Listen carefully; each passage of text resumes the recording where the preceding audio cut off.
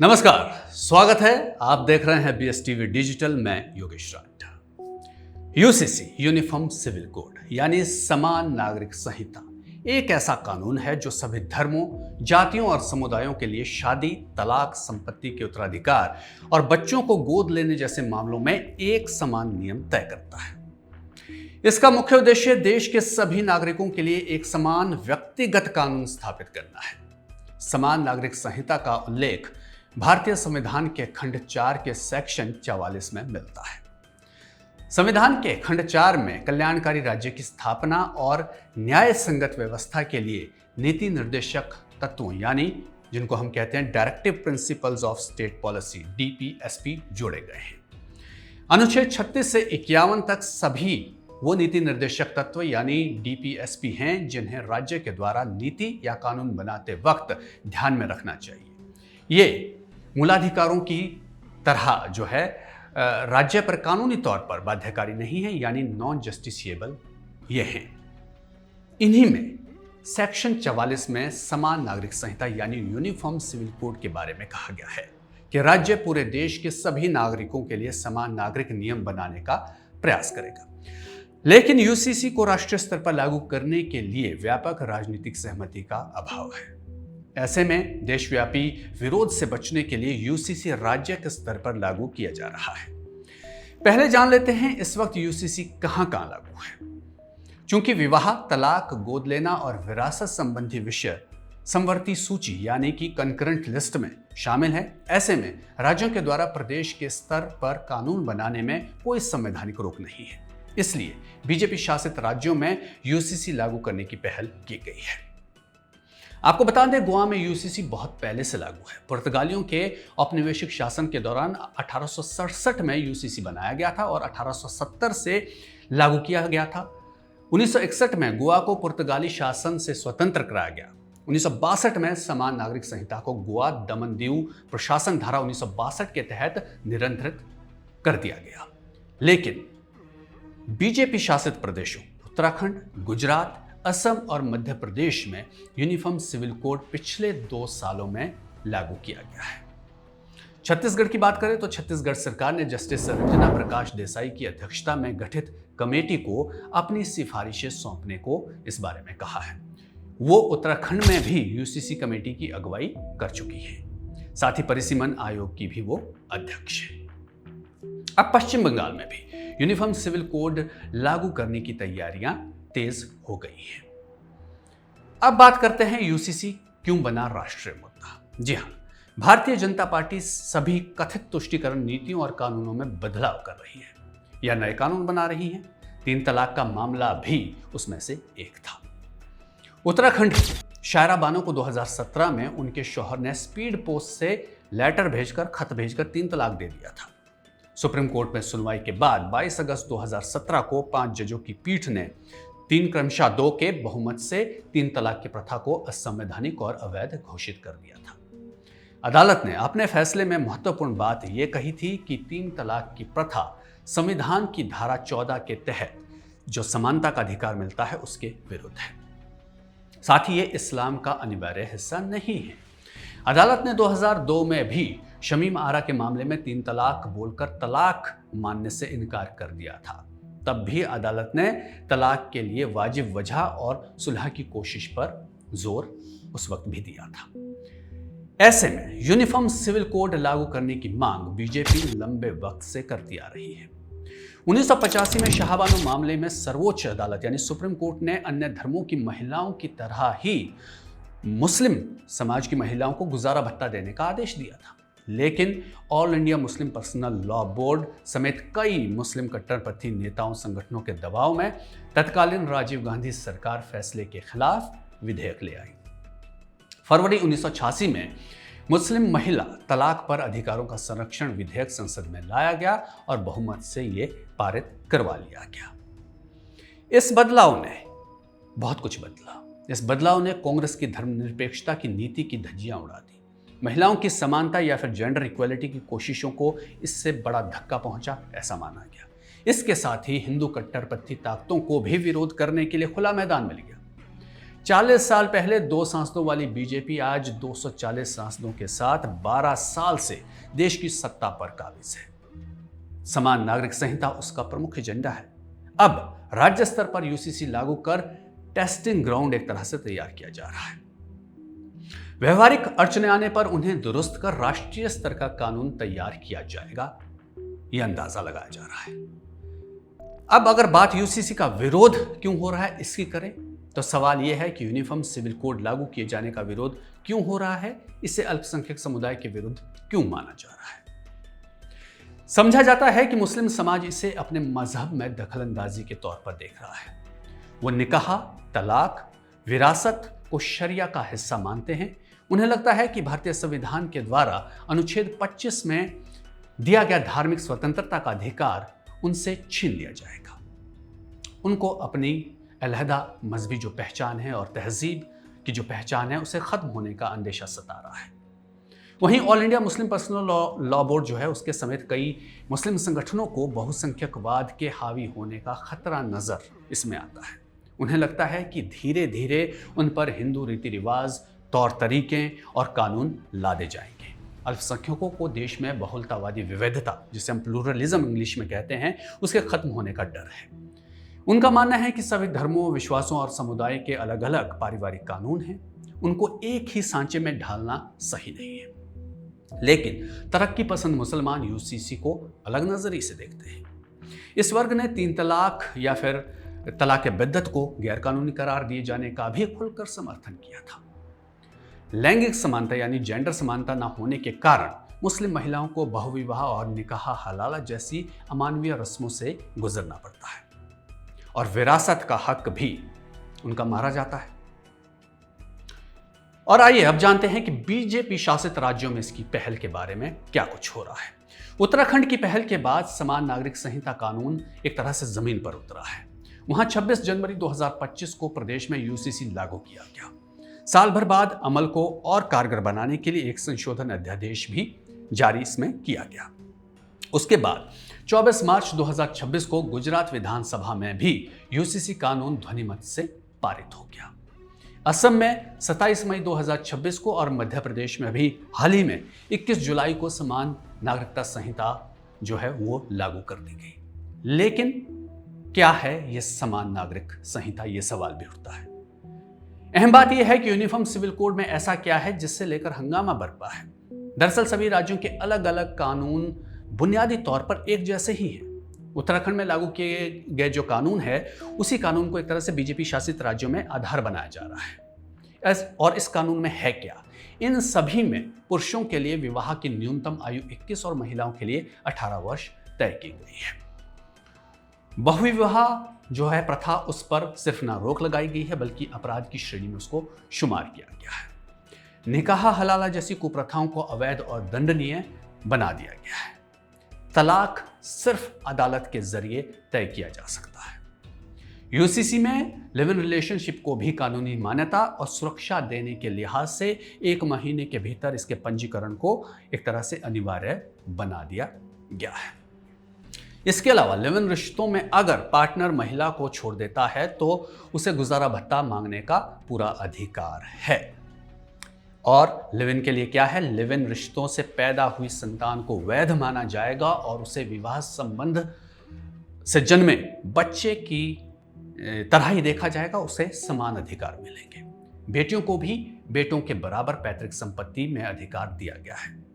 अहम बात यह है कि संविधान की 5वीं और 6ठी अनुसूची के तहत आने वाली अनुसूचित जनजातियों को यूसीसी से बाहर रखा गया है।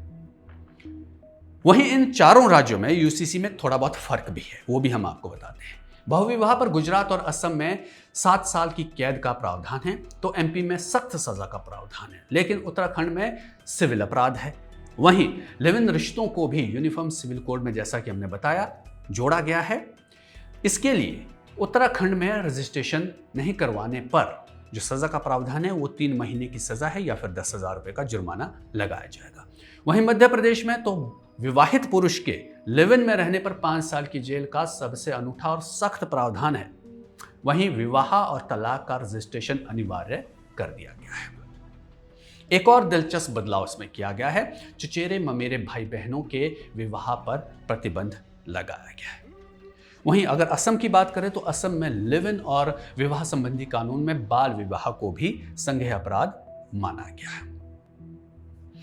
इसके बाद अब सवाल उठता है कि यह कानून राष्ट्रीय स्तर पर क्यों नहीं, राज्य के स्तर पर क्यों हो रहा है। समान नागरिक कानूनों को राष्ट्रीय स्तर पर लागू करने में कई कानूनी और संवैधानिक अड़चनें हैं। इंडियन कॉन्स्टिट्यूशन यानी संविधान के अनुच्छेद 25 और 26 नागरिकों को अपने धर्म का पालन करने और प्रचार करने का अधिकार देते हैं। इसलिए यूसीसी को नागरिकों के मूल अधिकारों के उल्लंघन के तौर पर देखा जा रहा है। इसलिए यूसीसी को संविधान की भावना के अनुरूप ना होने पर सुप्रीम कोर्ट में चुनौती मिल सकती है। वहीं संविधान का सेक्शन 29 अल्पसंख्यकों को सांस्कृतिक और शैक्षणिक अधिकार देता है। उन्हें अपनी भाषा, लिपि और संस्कृति के संरक्षण का पूरा अधिकार संविधान में है। यहां भी समान नागरिक संहिता को लेकर कानूनी सवाल उठता है। यूनिफॉर्म सिविल कोड के रूप स्वरूप को लेकर भी अस्पष्टता है। इसमें कौन कौन से विषय शामिल किए जाने चाहिए ये साफ नहीं है। इसके हितग्राहियों के इस मामले में अलग अलग अपने विचार हैं। सबसे बड़ी बात यह है कि तुष्टीकरण के विरोध में लाई जाने वाली नागरिक संहिता को लेकर भी राजनीतिक पक्षधरता और वोट बैंक की राजनीति के आरोप लगातार लग रहे हैं। अब इसे हिंदू तुष्टीकरण से जोड़कर देखा जा रहा है। इसके अलावा यूसीसी सिर्फ जेंडर इक्वलिटी यानी लैंगिक समानता लाने भर का मुद्दा नहीं है। ये विभिन्न संस्कृतियों और परंपराओं के बीच सामंजस्य बिठाने का भी एक प्रयास है। इसे पश्चिमी देशों के नजरिए से देखा जाना संभव नहीं है, बल्कि भारतीय स्थितियों के अनुसार ढाले जाने की इसकी जरूरत है। इस सबसे ऊपर नागरिक स्वतंत्रता को ध्यान में रखते हुए यह भी सवाल खड़ा हो रहा है कि यूसीसी को पर्सनल लॉज की तरह अपनाने को एक विकल्प या ऑप्शन की तरह लागू किया जाना चाहिए, जैसे कि विशेष विवाह अधिनियम 1954 बनाया गया था। बहरहाल, यूसीसी को राष्ट्रीय स्तर पर लागू किए जाने से पहले इन सभी शंकाओं का निवारण किया जाना चाहिए। आइए अब जरा यूसीसी के इतिहास को थोड़ा बहुत हम खंगाल लेते हैं। यह जानना दिलचस्प बात है कि समान नागरिक संहिता शुरू से ही राजनीति का बड़ा मुद्दा देश के अंदर रही है। ईस्ट इंडिया कंपनी के शासन के दौरान ब्रिटिश व्यापार, व्यवसाय और शासन चलाने के लिए पूरे देश में एक समान कानूनों की जरूरत उस वक्त पड़ी। तब ब्रिटिश सरकार ने 1833 के चार्टर के तहत 1834 में देश के पहले विधि आयोग का गठन किया। विधि आयोग ने 1840 में लेक्स लोकी के नाम से एक रिपोर्ट पेश की। लेक्स लोकी एक लैटिन शब्द है जिसका मतलब है धरती का कानून, यानी लॉ ऑफ द लैंड। मजे की बात यह है कि उस वक्त विधि आयोग के अध्यक्ष लॉर्ड थॉमस बबिंगटन मैकॉले थे। जी हाँ, मैकॉले, जिन पर भारतीय संस्कृति, परंपरा और शिक्षा पर पश्चिमी नजरिया थोपने का आरोप लगता है। भारत के हिंदू, मुस्लिम समेत पूरे रूढ़िवादी समाज के धार्मिक व्यक्तिगत कानूनों को इससे बाहर रखने का उस वक्त दबाव बनाया गया, जिससे महिलाओं को विवाह, तलाक, संपत्ति और विरासत के अधिकार उनके पर्सनल लॉ के तहत रखे गए और समान नागरिक कानूनों का मकसद अधूरा रह गया। 1941 में ब्रिटिश सरकार ने महिला अधिकारों की मांग को लेकर डॉक्टर BN राव की अध्यक्षता में हिंदू कानूनों को संहिताबद्ध करने की सिफारिश के लिए एक कमेटी बनाई। कमेटी ने बहुविवाह पर रोक, एक विवाह को अनिवार्य बनाने के साथ लैंगिक समानता पर जोर दिया। अंतरजातीय विवाह, तलाक और गुजारा भत्ते के अधिकार के साथ महिलाओं को संपत्ति और विरासत का अधिकार देने की हिमायत भी इस कमेटी ने की थी। लेकिन तब रूढ़िवादी लोगों ने इसे हिंदू समाज और सनातन धर्म की विवाह परंपरा पर सीधा हमला बताकर तीखा विरोध किया था। लिहाजा वो रिपोर्ट एक तरह से दफन कर दी गई। यहां यह जानना भी जरूरी है कि तत्कालीन हिंदू समाज का गुजारा, तलाक, विवाह, संपत्ति और विरासत के मामले में 11वीं और 12वीं सदी में बनाई गई मिताक्षरा और दाय भाग को सामाजिक व्यवस्था का आधार माना जाता था। यह क्या होता है बताते हैं आपको। दाय भाग असम और पश्चिम बंगाल छोड़कर पूरे देश में, पूरे भारत में लागू था, जबकि मिताक्षरा सिर्फ इन दो राज्यों के हिंदुओं पर लागू थी। लेकिन ये दोनों पितृसत्तात्मक व्यवस्था जिसको हम कहते हैं वो थी, लेकिन दाय भाग में कुछ उदारता बरती गई थी। मिताक्षरा में सिर्फ पुरुषों को संपत्ति और विरासत का अधिकार था। परिवार के पुरुष की मृत्यु पर संपत्ति दूसरे पुरुषों में बांट दी जाती थी, लेकिन बेटी पत्नी को अधिकार नहीं था। जबकि दाई भाग में महिलाओं को सीमित अधिकार था। उसे सिर्फ अपने भरण पोषण करने तक अपने पति या पिता की संपत्ति के इस्तेमाल का अधिकार था। वो ना तो इसे बेच सकती थी, ना ही वसीयत कर सकती थी। दाई भाग में पिता की मौत के बाद बेटियां पूरी तरह संपत्ति से बेदखल मान ली जाती थी। दोनों व्यवस्थाओं में दहेज, गोद लेने और बच्चे के संरक्षण का अधिकार भी पुरुषों के ही पास था। तकलीफ की बात यह है कि 2005 में हिंदू उत्तराधिकार संशोधन अधिनियम लागू हुआ, तब जाकर ये लैंगिक भेदभाव जो है वो खत्म हो पाया। इसकी चर्चा इसलिए जरूरी हो जाती है क्योंकि डॉक्टर बी एन राव की सिफारिशों के आधार पर ही हिंदू कानून संहिताबद्ध किए गए। देश के पहले कानून मंत्री डॉक्टर बी आर अम्बेडकर की अगुवाई में बी एन राव समिति के मसौदे के आधार पर 1 अप्रैल 1947 को अंतरिम संसद में जोगेंद्र नाथ मंडल ने यह ऐतिहासिक बिल पेश किया। इस मौके पर विधेयक के उद्देश्य के बारे में डॉक्टर अम्बेडकर ने कहा, अदालतों के सैकड़ों बिखरे हुए फैसलों और रूढ़ियों के जंगल को साफ करके सामान्य नागरिकों के लिए एक स्पष्ट, संहिताबद्ध और न्यायसंगत कानून बनाना है। साल भर बाद अम्बेडकर ने 9 अप्रैल 1948 को दोबारा बिल को पेश किया। इस विधेयक को संसद में रखे जाते ही विरोध शुरू हो गया। तब सिलेक्ट कमेटी को इसे भेजा गया। डॉक्टर अम्बेडकर की अध्यक्षता वाली सिलेक्ट कमेटी की सिफारिशों के बाद सियासी तूफान खड़ा हो गया। सिलेक्ट कमेटी ने जाति व्यवस्था को खत्म करने तक की सिफारिश कर डाली थी। कांग्रेस 2 धड़ों में बंट गई। हिंदू महासभा समेत हिंदू रूढ़िवादी नेताओं ने सरकार के खिलाफ मोर्चा खोल दिया। महिला अधिकार सुनिश्चित करने वाले हिंदू कोड बिल को सनातन परंपरा और धर्मशास्त्रों पर हमला बताया गया। संसद में मतदान की नौबत नहीं आने दी गई। बिल का विरोध संसद से सड़क तक पहुंच गया। 4 साल तक बिल लटका कर रख दिया गया। 1951 में डॉक्टर बी आर अम्बेडकर ने इस्तीफा दे दिया। मजे की बात यह है कि समान नागरिक संहिता की बात हिंदू कोड बिल के विरोध में उठाई गई थी। कहा गया था कि सिर्फ हिंदुओं के लिए ही कानून क्यों बनाए जा रहे हैं, मुसलमानों को उनका पर्सनल लॉ क्यों दिया जा रहा है, सबके लिए समान नागरिक कानून क्यों नहीं बनाया जा रहा है। दरअसल B N Rao committee doctor Ambedkar और नेहरू यूसीसी के पक्ष में थे, लेकिन देश में उस वक्त भीषण हिंसा और बंटवारे के माहौल में मुस्लिम पर्सनल लॉ में दखल खतरे से खाली नहीं था। बंटवारे के वक्त भारत को वतन मान कर यहाँ पर रुके मुसलमान यहाँ दंगों की हिंसा सह रहे थे। ऐसे में उनमें भरोसा कायम होने तक यूसीसी पर पहल लाजमी नहीं मानी गई। इसके अलावा हिंदू, मुस्लिम, सिख, ईसाई, पारसी, जैन, बौद्ध और जनजातियों के अपने अपने धार्मिक रीति रिवाज हैं। ऐसे में नव स्वतंत्र भारत में सामाजिक ताने बाने को ना छेड़ने में ही भलाई उस वक्त समझी गई। वहीं अम्बेडकर और नेहरू का मानना था कि देश की 80% आबादी हिंदू है, इसलिए महिलाओं के गुजारा, तलाक, विवाह, संपत्ति और उत्तराधिकार संबंधी अधिकार देने वाला हिंदू कोड बिल लागू होने से समाज में व्यापक बदलाव धीरे धीरे हो जाएगा। तब शांति के काल में, शांति के माहौल में समान नागरिक संहिता लागू करना आसान हो जाएगा।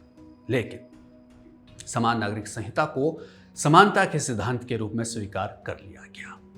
डॉक्टर अम्बेडकर ने इसे संविधान में नीति निर्देशक तत्वों के अनुच्छेद 44 में इसलिए डलवाया। वो जानते थे कि पूरे देश में एक साथ सुधार संभव नहीं है। सर्वोच्च न्यायालय भी आर्टिकल 44 की सरकार को बार बार याद दिलाता रहा है। लेकिन सबसे बड़ा सवाल अब यह है कि क्या समान नागरिक संहिता लागू करने भर से राष्ट्रीय एकता की भावना मजबूत हो जाएगी? क्या यूसीसी पर अमल से सभी धर्मों के बीच भाईचारा और सद्भाव बढ़ जाएगा? हालांकि लैंगिक समानता, जेंडर इक्वलिटी किसी भी आदर्श समाज की अनिवार्य शर्त है, लेकिन संविधान प्रदत्त सभी धर्मों, पंथों और समुदायों की धार्मिक स्वतंत्रता का अधिकार छीने जाने का भय और असुरक्षा का डर कैसे खत्म किया जाएगा? क्या गारंटी है कि इसके बाद बहुसंख्यक समाज अल्पसंख्यकों की कोई और धार्मिक प्रथाओं या फिर रीति रिवाजों को लेकर सवाल नहीं उठाएगा? तो इन सवालों पर आप चिंतन मनन कीजिए और अपने जवाब, अपनी राय के साथ हमें कमेंट बॉक्स में दीजिए। लिखिए क्या आप इसके बारे में सोचते हैं। वीडियो को लाइक कीजिए, शेयर कीजिए और चैनल को सब्सक्राइब जरूर कर लीजिएगा। फिर मिलेंगे शुक्रिया।